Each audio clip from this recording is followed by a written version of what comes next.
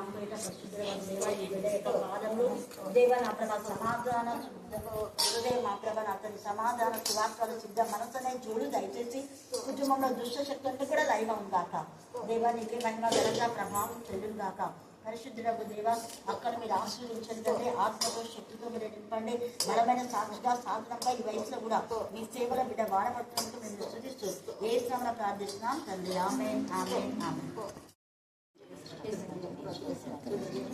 సమాధానం సువార్తను చిత్ర మనసును దయచేసండి మీ సేవ చేయడానికి మీకు సమాధానించమని ప్రార్థిస్తున్నాం.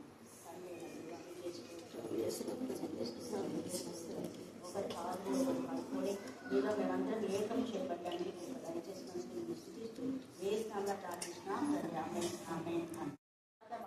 వీడియో ఒక్కొక్కరు తీయాలి మంచిది చెప్పలేనే కదా.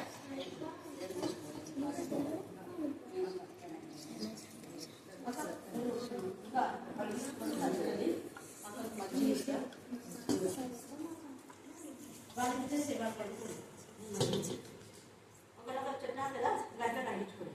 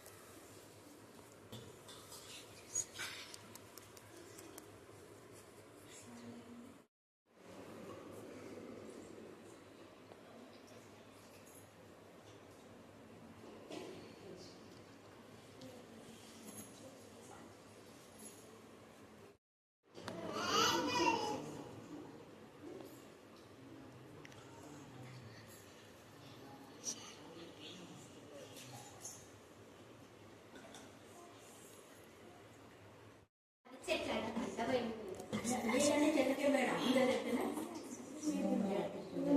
మరి అమ్మా ఇద్దరు పడుకోలేదా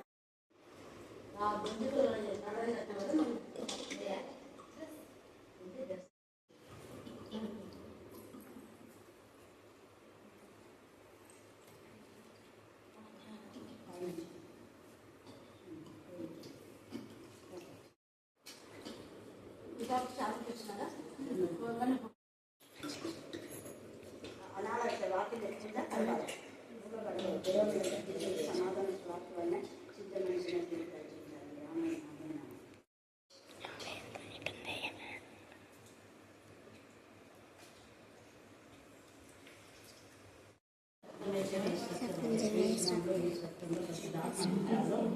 శుద్ధి చేయబడి సమాధాన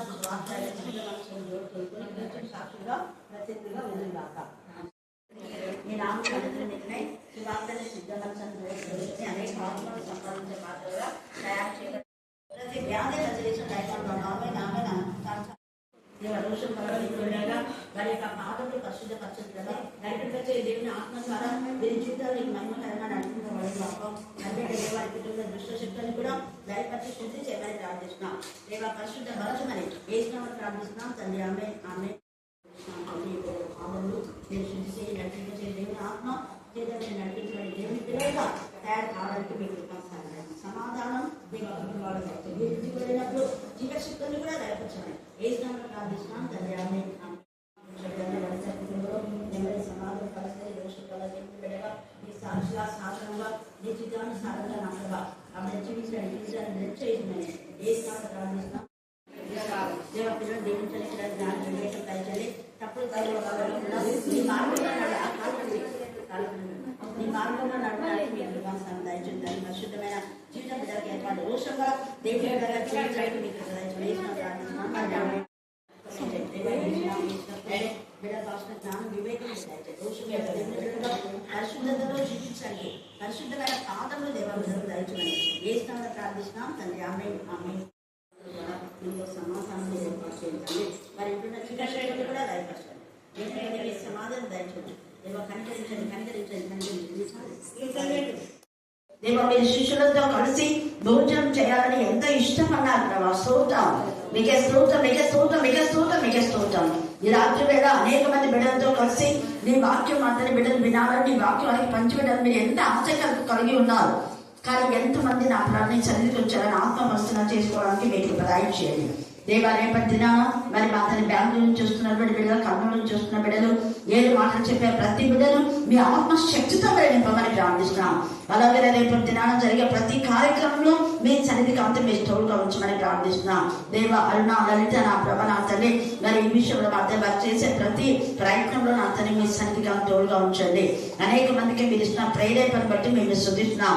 దేవ మీకే స్తోత్రం, మీకే స్తోత్రం. మీరు ఆశీర్వదించితేనే మేము ఆశీర్వదించబడతాం. అందుకు నేను స్తుతిస్తూ ప్రతి కార్యక్రమం నీకు మహిమకరంగా, ఆశ్చర్యకరంగా, మర్యాదగా, పరిశుద్ధంగా జరగడానికి కృప దయచేయమని మమ్మల్ని మాత్రం మీ చెంతగా సమర్పిస్తూ యేసుక్రీస్తు శక్తిగల నామమున ప్రార్థిస్తున్నాం తండ్రి. ఆమేన్, ఆమేన్. భోజనం పెట్టాలని, తర్వాత వాళ్ళ పాదాలు కడగాలని యేసయ్య ఇష్టపడ్డారు. ఈరోజు మన ధ్యాన అంశం ఏంటంటే యేసు ప్రభువు వారు పాదాలు కడిగేటటువంటి విధానము. తర్వాత ఆ పాదాలు కడిగేదానికి ముందు ఆయన ప్రభువులను మరి ఏ విధానంలో మనం తీసుకోవాలి అన్నది తెలియజేశారు.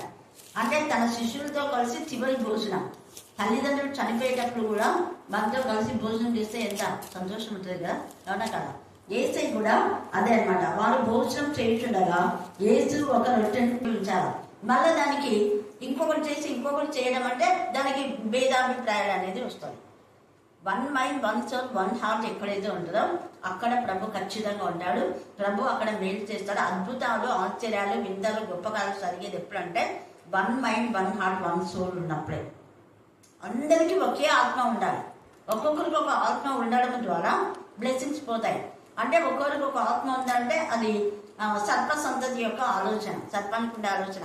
కానీ తండ్రి, కుమార, పరిశుద్ధాత్మలు మేము ఏకమై ఉన్నలాగున మీరు కూడా మాతో ఏమై ఉండాలో ఏకమై, మనము కలిసి మనము చేయడం అన్నాడు. నేను చేస్తానని చెప్పారా. ఏదైనా మనము మనము మనము తండ్రి నువ్వు నాకు ఏ పని ఇచ్చావో ఆ పని నేను చేశాను. ఇచ్చిన పని ఇచ్చినది ఉన్నట్టుగా సమాప్తం చేశా అన్నాడు. సమాప్తం చేసి ఆయన ముగించేటటువంటి దినాల్లో ఇది వీటితో కలిసి చివరి భోజనం సమాప్తం అన్నమాట. అందుకనే ఇక్కడ ఏమంటున్నా అంటే ఆయన రొట్టెను పట్టుకొని ముందర ఆశీర్వదించి పట్టుకొని ఏం చేస్తాడు ఆయన. అందుకే మన ఇంటికి ఏది వచ్చినా ముందర మనం వాటిని దేవుడి సన్నిధిలో పెట్టి ప్రార్థన చేయాలి. దేవుడిని ఆశీర్వదించు అని చెప్పాలి. అది మనం ధాన్యం ఇంటికి వచ్చినప్పుడు ఆశీర్వాదాలు, లేదా సాగుది, లేదా కూలి, ఏదైనా అన్నం చేసినప్పుడు ముందు చేయాలి. తర్వాత అందరికి వడ్డించిన తర్వాత కూడా చేయాలి. పెద్దలు, తల్లులు అయితే భోజనం తినేవాళ్ళు తినే ముందు చేయాలి, తిన్న తర్వాత కూడా చేయాలి. ఎందుకంటే తినడానికి దేవుడు శ్రమ ఇచ్చినాడు. అన్నం ప్లేట్లో వేసుకొని తినకుండా సహించలేదని పడేసే వాళ్ళు ఎంతో మంది ఉన్నారు. అది తినడానికి మనం కృప ఇచ్చినందుకు దేవుని స్తుతించాలి. అలాగనే నీరు వచ్చినప్పుడు నీ ప్రతి దానికి మనం ప్రార్థన చేయాలి. ఎందుకు అంటే ఆయన చేసిన ఉపకారంలో దేనిని నేను ఎందుకు మీవే ప్రతి విషయంలో నేను ఫొటోస్ తీసి స్టేటస్ గా పెట్టేదంటే ఆయన చేసిన ఉపకారం దేనిని మరవకూడదు. అది మనం అనుకుంటాం ఏమి ఇది తీయాలన్నా అవి తీయాలని. ప్రతి చిన్న వాటికి మనము దేవునికి స్తుతులు చెల్లించాలి. చిన్నప్పుడు మా మమ్మీ బల్బంకు ప్రేమ చేయించేది, పెన్సిల్ కూడా ప్రేమ చేయించేది, నోట్స్ ప్రతిదీ. ఎందుకంటే దేవుడు ఇచ్చిన దానిని బట్టి మనం దేవుని స్తుతించాలి అని. ప్రతి చిన్న విషయంలో టీ తాగినా, కాఫీ తాగినా, ఒక పండు తింటున్నా, దేవుడు తినడానికి అవకాశం ఇచ్చాం. పండ్లు తినలేకుండా వచ్చి జ్యూస్తో బ్రతికే వాళ్ళు ఎంతమంది ఉన్నారు. ఇది మనం ఇంగిత జ్ఞానం. అందుకే ఆశీర్వాదం అనేది అది ముందు దేవుని చేతిలో పెట్టవడమే ఆశీర్వాదం అంటే. అప్పుడే అది ఆశీర్వదించబడుతుంది.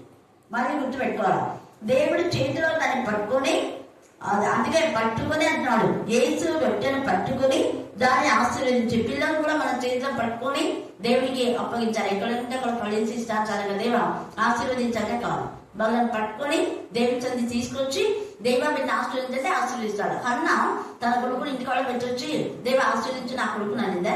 ఏమనింది? కొడుకుని తీసుకొని వచ్చింటే అప్పుడు ఆశీర్వాదం. ఏ తల్లి అయినా మరియ కూడా చిన్నగా ఉన్నాడు, 8 ఏళ్ళ పిల్లడబ్బా, బయటకు తీసుకుంటే దిష్టి తగ్గుతుంది, వాళ్ళని ఇంట్లో పెట్టి నేను యోసేపు నువ్వు మన ఇద్దరు పోదాంపా, చిన్న చేద్దాంపా అనిందారు. 8 ఏళ్ళ బాగా తీసుకొచ్చింది.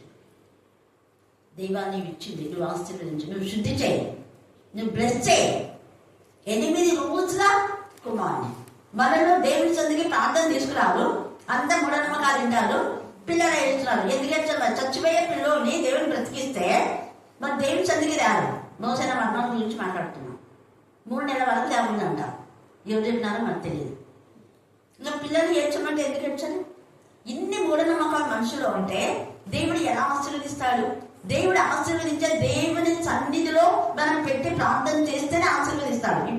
ఇది మళ్ళీ ఈ రోజు మీరు ప్రత్యేకంగా గుర్తుపెట్టుకోండి.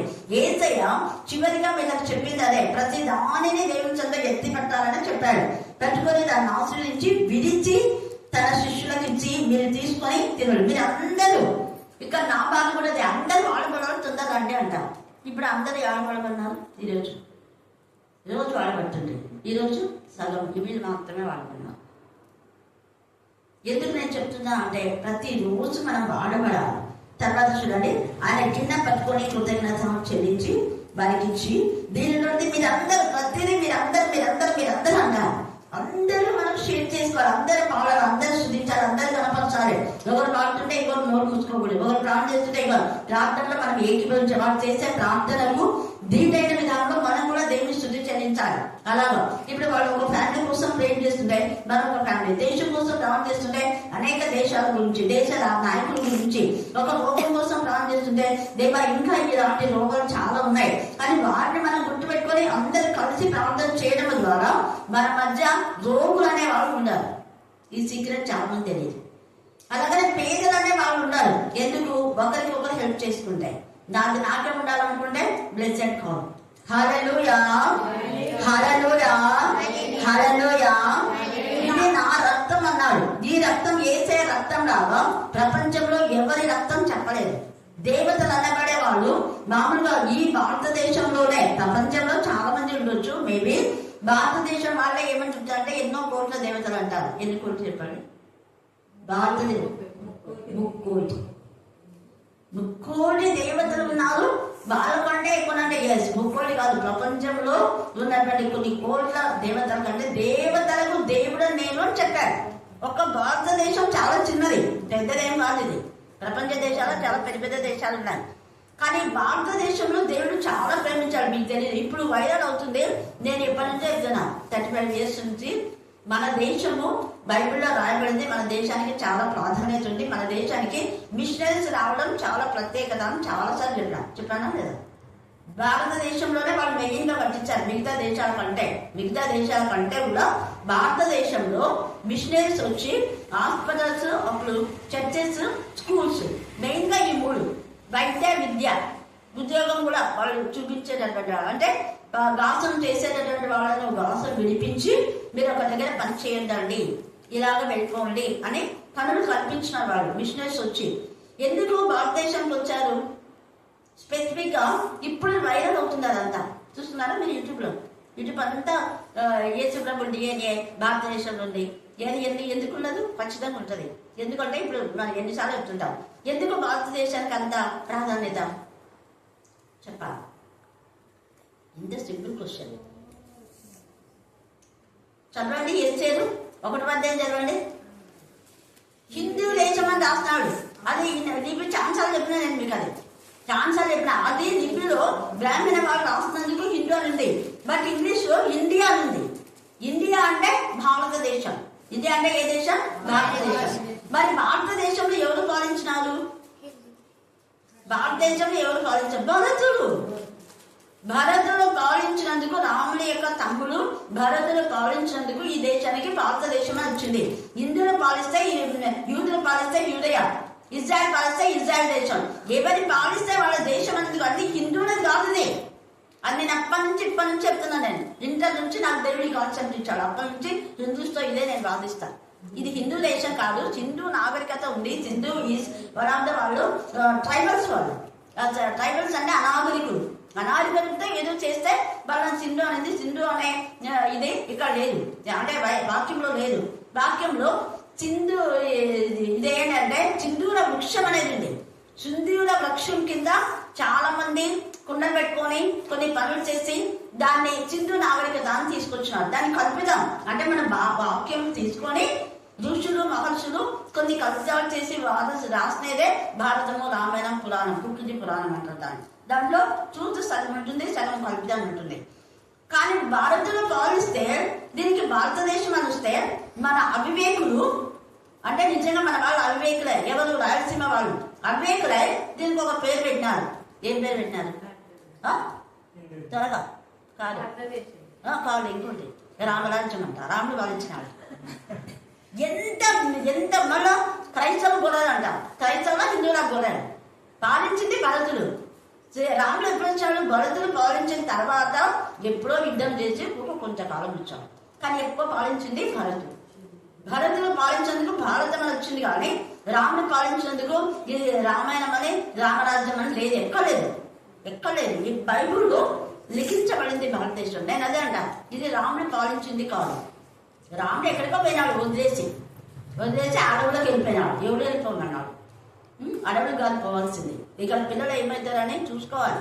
అలాగా అవివేకులు మాట్లాడుతున్నారు. ఇక్కడ ఏసే ఇవన్నీ చెప్పడం కోసమే మన దేశాన్ని రక్తము అంటే ఆయన రక్తము భారతదేశంలో ఉంది. ఎందుకంటే మిషనరీస్ అనేక మంది వచ్చారు కదా. అప్పుడు నాకు తెలిసి ఒకవేళ అహశ్వేరోసు ఈ దేశానికి చెందిన వ్యక్తి ఉండవచ్చు మేబీ. ఇప్పుడు ఎస్తేర్ గర్భంలో నుంచి ఆయన వంశంలో నుంచి కదా మరి యేసుప్రభు వాళ్ళు కూడా రావడం జరిగింది. ఆ వంశం ఎంత? ఎస్తేర్ వంశం యూదులు కదా, యూదా వంశం. మరి ఆ వంశంలో నుంచి యేసుప్రభు వచ్చామంటే ఖచ్చితంగా ఉంటుంది. ఎందుకంటే దానికి పెద్ద ఏమేమో చేస్తున్నారు. అవన్నీ రక్షణ పొందాలి అంటే అది లేదు. రక్షణ పొంది పరలోకానికి వెళ్లే మార్గంలో ఏర్పాటు చేసుకొని పాపం నుంచి శాపం నుంచి విడుదల పొందంటే దాన్ని వైరల్ చేయాలని ఇలాంటి వైరల్ చేస్తారు. అందుకని యేసయ్య ఏమంటున్నాడు? నా రక్తము నిబంధన. ఏంటి ఆ నిబంధన అంటే జాతి మతం కులం అనేది ఏమీ లేదు. ప్రకటన 7వ అధ్యాయము 9వ వచనంలో ఉంది. అంటే అసలు ఆ కుల వ్యవస్థ లేదు, మత వ్యవస్థ, మతం కూడా లేదు. అసలు మతం అనే పదమే లేదు.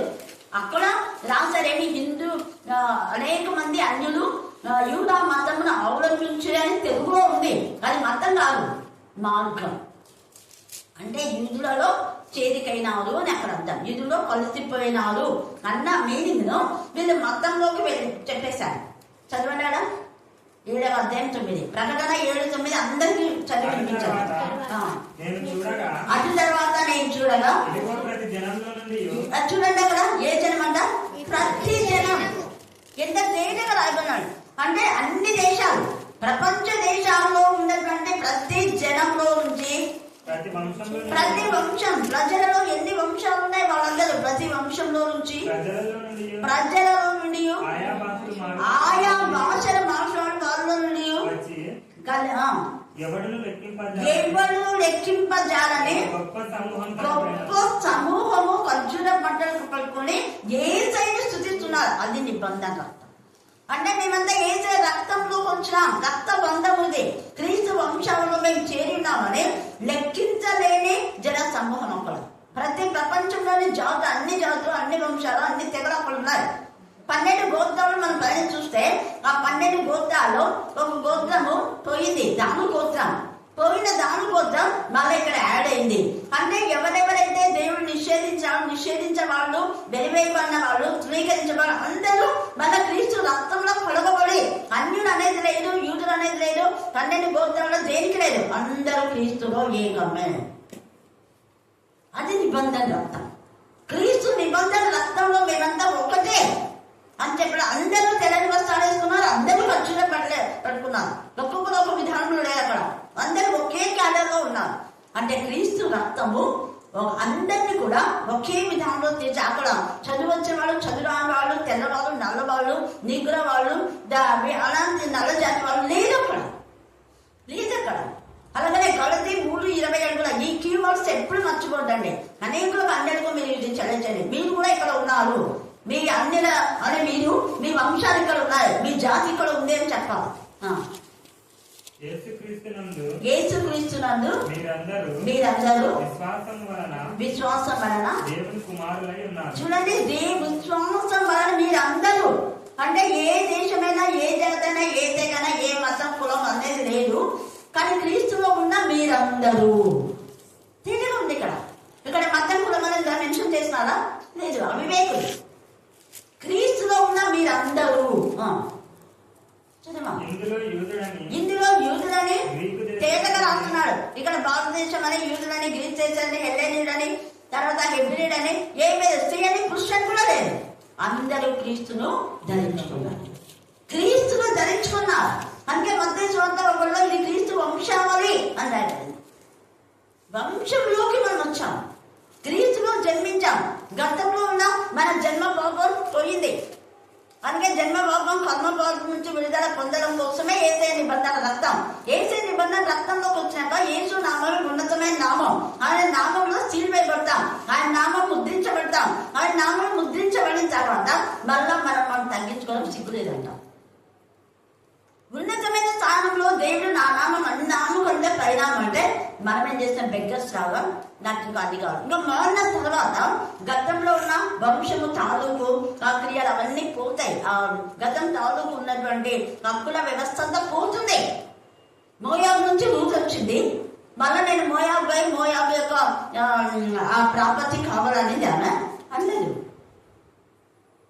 యేసయ్య ద్వారా అసలు యెహోవా ఆశీర్వాదమే ఐశ్వర్యం. కుల వ్యవస్థ మనకు ఐశ్వర్యం ఇవ్వదు. కుల వ్యవస్థ మనకు ఉద్యోగం ఇవ్వదు. యెహోవా ఆశీర్వాదం.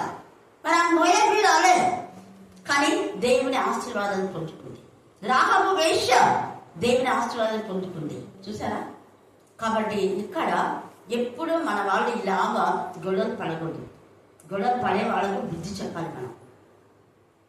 మళ్ళా కోర్టులకు ఎక్కుతుంటారు బుద్ధి లేకుండా. అందుకని అంటాడు 1 కొరింథీ 6లో, మీలో ఎవరు లేరా పరిశుద్ధులు? ఎందుకు మీరు అన్యుల దగ్గరికి వెళ్తున్నారు? న్యాయం కోసం కోర్టుకు ఎక్కుతారా? న్యాయం కోసం అన్యుల దగ్గరికి వెళ్తారా? మీరు పరిశుద్ధమైన వాళ్ళు లేరా? లేఖన భాగంలో ఏముంది? లేఖనాలు చదువుతాం కదా. ఆయన నామం హెచ్చింపబడిన నామాన్ని తగ్గిస్తాం. ఆయన నామాన్ని మనం ఏమన్నా రక్త నిబంధన. అందుకే రక్తం కాల్చాడు ఆయన కాల్చే రక్తం. అందుకే అందరినీ నాలో ఐక్యం చేయాలని, అందరికీ నా నామం ధరింప చేయాలని, అందరినీ తండ్రితో సమానం చేయాలనేది ఏదే ప్రాణం. అందుకే ఆయన రక్తం, ఇది నా రక్తము అన్నాడు. అనగా పాపక్షమాపణ నిమిత్తం అనేకుల కొరకు చిందింపబడి, అనేకులు అన్నాడు. అందరూ అని ఇక్కడ అనేకులు అన్నది. మళ్ళీ చెప్పాలి. ఎందుకు అందరూ అనలేదు? అంటే సర్ప సంతతి మారదు, అపవాది సంతతి రాదు రక్తంలోకి. వాళ్ళు నాశనం చేసేవాళ్ళు నాశమే.